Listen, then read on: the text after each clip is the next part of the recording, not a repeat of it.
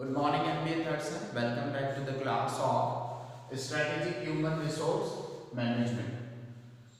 We are on to the seventh module. In the previous class, we have discussed about the balance scorecard and the benchmarking practices and the human resource accounting approaches of evaluation of the effectiveness of human resource of an organization. Okay, so ये तो अपन ने पढ़ा कि किस तरह से उसको evaluate कर सकते हैं ह्यूमन रिसोर्स के इफेक्टिवनेस को. Okay, now today we will be discussing the techniques of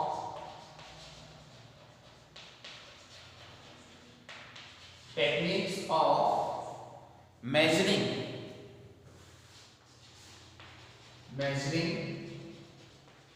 the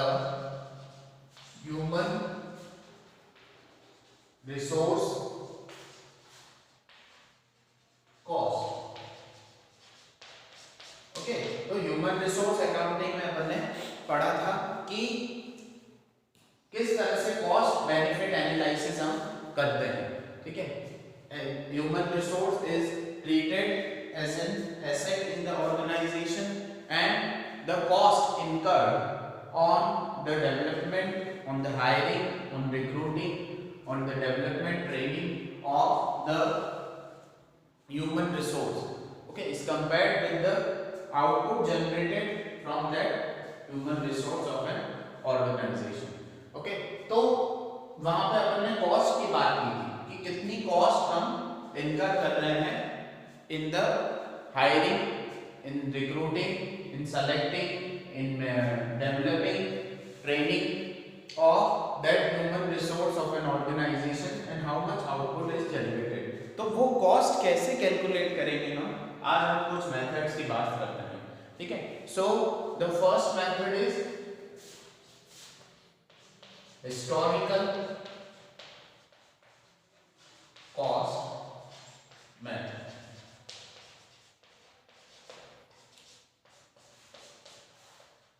historical cost method. ठीक है, इसके अंदर क्या होता है कि ह्यूमन रिसोर्स को की वैल्यू की जाती है on the unexpired cost of hiring, recruiting and training and development of employees. मतलब कि जो पहले हिस्टोरिकल कॉस्ट, जो पहले कॉस्ट लगी है in the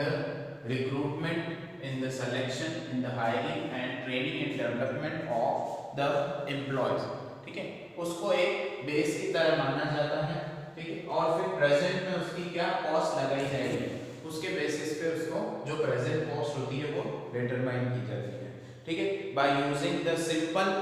traditional accounting concepts. Okay, so it simply involves an extension of the concept of proper matching of cost and revenue. ठीक है, तो जो कॉस्ट जनरेट की, जो कॉस्ट लगी है पहले फॉर हायरिंग एंड ट्रेनिंग, उसको एक बेस माना जाता है and then the present cost is estimated through the traditional accounting concept. Okay, that is known as the historical cost method. Okay, second one is the replacement cost method.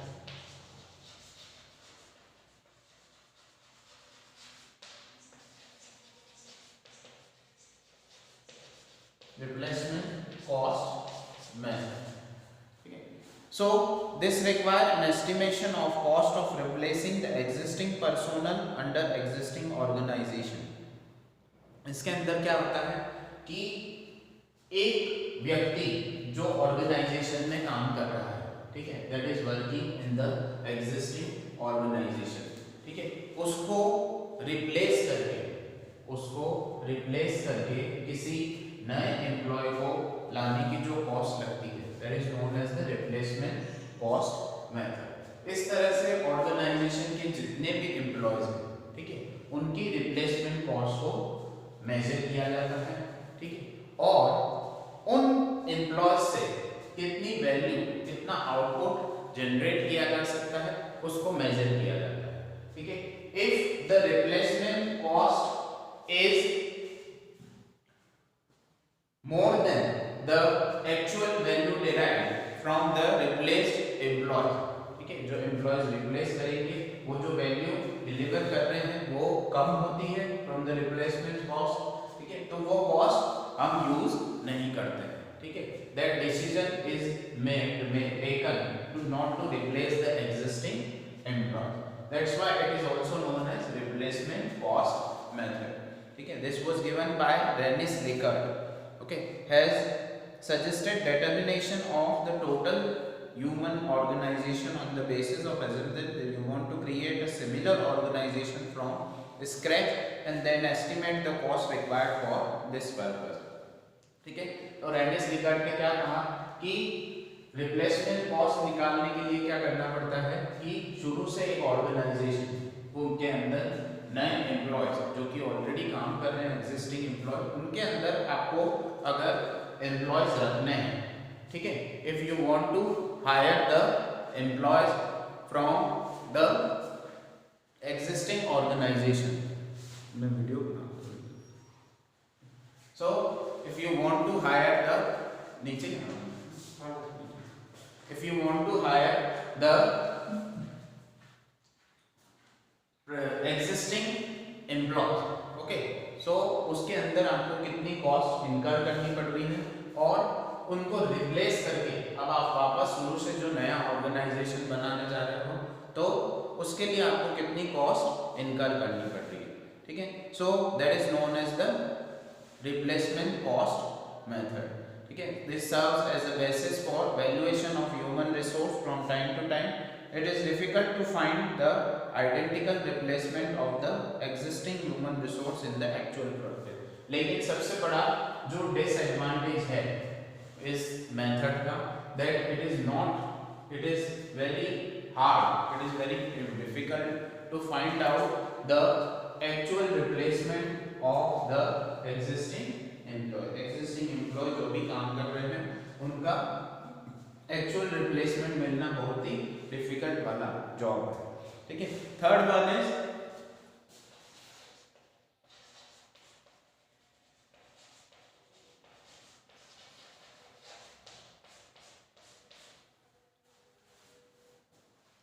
Standard cost method, ठीक है, इसके अंदर क्या है जो replacement cost की जो drawbacks है of the historical cost method and the replacement cost method, दोनों के जो ड्रॉबैक्स है उसके अंदर इसको दूर किया जाता है, standard cost of recruiting, hiring, training and developing as per the grade of employ are developed, ठीक है, एक स्टैंडर्ड कॉस्ट आइडेंटिफाई की जाती है, ठीक है, बहुत सारे रिसर्चेस करने के बाद बहुत सारे टेक्निक्स यूज करने के बाद एक स्टैंडर्ड कॉस्ट को आइडेंटिफाई किया जाता है, standard cost for hiring, recruiting, selection, training and development, ठीक है, ऑफ द एम्प्लॉय, ठीक है, उसके एम्प्लॉय की ट्रेनिंग, डेवलपमेंट, रिक्रूटमेंट के लिए जितनी कॉस्ट इनकर करनी है वो एक स्टैंडर्ड कॉस्ट आइडेंटिफाई की जाती है, The standard cost for all human beings are treated as the value of human resource for accounting purpose, ठीक है, और उस स्टैंडर्ड कॉस्ट के बेसिस पे कितनी वैल्यू को डिराइव कर रहे हैं human resource of an organization that is identified, okay, so that is the standard cost method, ठीक है, तो उसमें पिछली कॉस्ट जो हिस्टोरिकल कॉस्ट मेथड है वो अपने को जानने की जरूरत नहीं है, रिप्लेसमेंट कॉस्ट जो एग्जिस्टिंग एम्प्लॉयज को रिप्लेस करने की जो कॉस्ट है वो अपने को आइडेंटिफाई करने की जरूरत इसमें नहीं पड़ेगी, फोर्थ वन जो है वो अपना है present value method, present value method, ठीक है, ये भी जो हिस्टोरिकल कॉस्ट के जो ड्रॉबैक्स हैं, ठीक है, जो पहले हो चुका है उसकी वैल्यू और अभी की वैल्यू में बहुत ज़्यादा फर्क होता है, ठीक है, तो उसको रिप्लेस करने के लिए प्रेजेंट वैल्यू मेथड यूज किया जाता है, इसके अंदर क्या है that present value of human resource would represent the discounted value of estimated net contribution of personal to the earning of the company, ठीक है, मतलब कि जो प्रेजेंट वैल्यू है वो हिस्टोरिकल कॉस्ट से डेफिनेटली डिफर करेगी, क्योंकि जो पहले जो कंट्रीब्यूट कर रहे थे value, human resource of an organization जितनी वैल्यू कंट्रीब्यूट कर रहे थे उससे ज़्यादा वैल्यू अब कंट्रीब्यूट कर रहे होंगे, because the present value method के अंदर हम प्रेजेंट में कितनी वैल्यू वो कंट्रीब्यूट कर रहे हैं, ठीक है, और उसके हिसाब से उनकी कॉस्ट निकाली जाती है, ठीक है। That's why it is also known as the present value costing method, ठीक है। Next one is current purchase power method.